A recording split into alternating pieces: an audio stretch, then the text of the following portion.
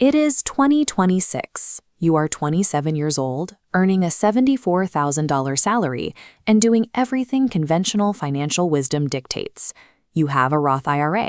You track your spending in an app that sends you colorful charts. You study those pixels like they mean something. Despite your discipline, you feel the distinct sensation of going nowhere. You are educated about money through the lens of Reels and Threads, series posted by men with ring lights who sell the idea that activity equals progress. The number in your account moves like weather. It drifts up in the good months, then drops when the car needs a part, or you fly home for Christmas, or a forgotten subscription renews. Then, in the parking lot of a Goodwill, you read a $4 water-damaged paperback from 1961. The first page contains a single, unyielding sentence. Capital is not earned, it is preserved. Everything else is noise. Most financial advice is designed to keep you participating in a machinery of constant anxiety. True wealth generation requires opting out of that performance entirely. Old Money Rule 1: never touch the principal.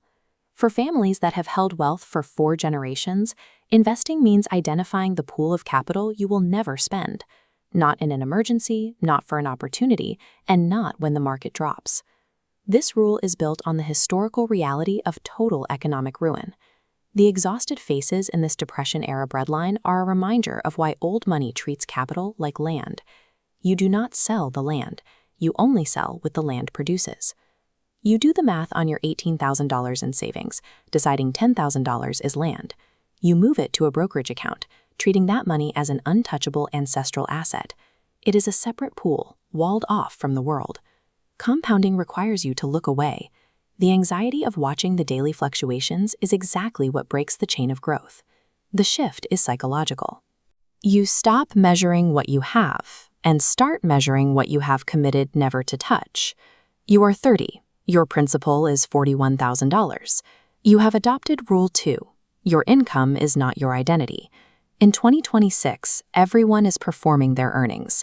You see the colleague who bought a BMW on a $91,000 salary, and the friend who moves to a neighborhood she can't afford as an investment in herself.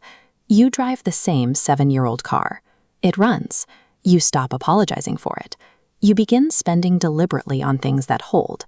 This chart shows the compounding gap, the difference between a $40 shirt that becomes a cleaning rag in 2 years and a $160 shirt you wear to a meeting at 45.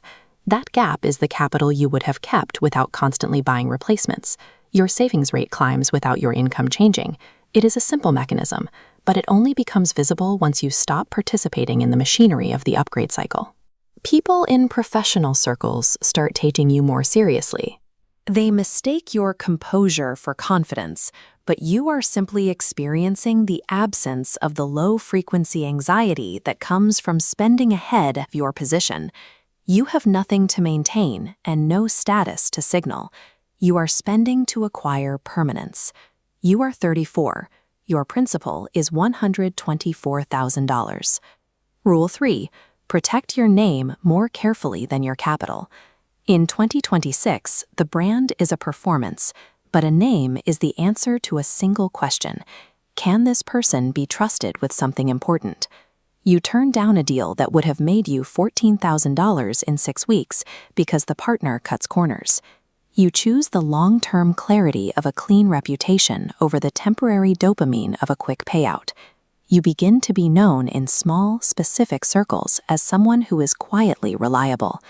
A contact who manages assets for a family office notices your work and mentions you to a colleague with a complex problem. You solve it. You invoice $22,000. They pay it without negotiation.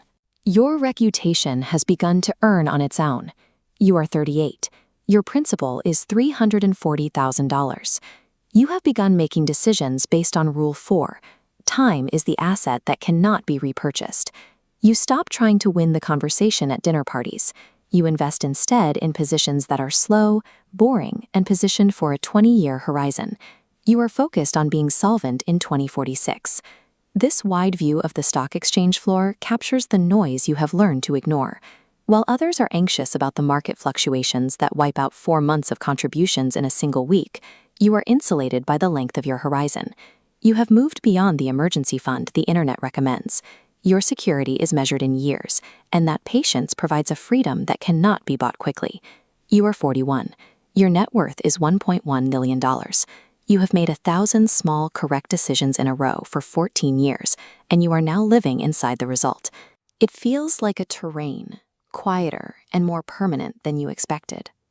Rule 5. Never let them see the count. Visibility is a tax. Old money families avoid visible logos and watches that speak before they do. They understand that the display of wealth is the first expenditure of the insecure. These families survived the Depression and 2 world wars. They share a single visible trait. You cannot tell from looking at them what they have. The visible rich attract the wrong attention, the bad deals, and the predatory asks. Invisibility is protection. Only 3 people know your number. The algorithm is still running tonight, selling urgency and measuring men against ring lights. You have stopped watching because the performance is irrelevant to someone who already has a plan. Following these rules won't make you someone different. It will make you someone with options. The only thing it costs is the version of yourself that wanted to be seen.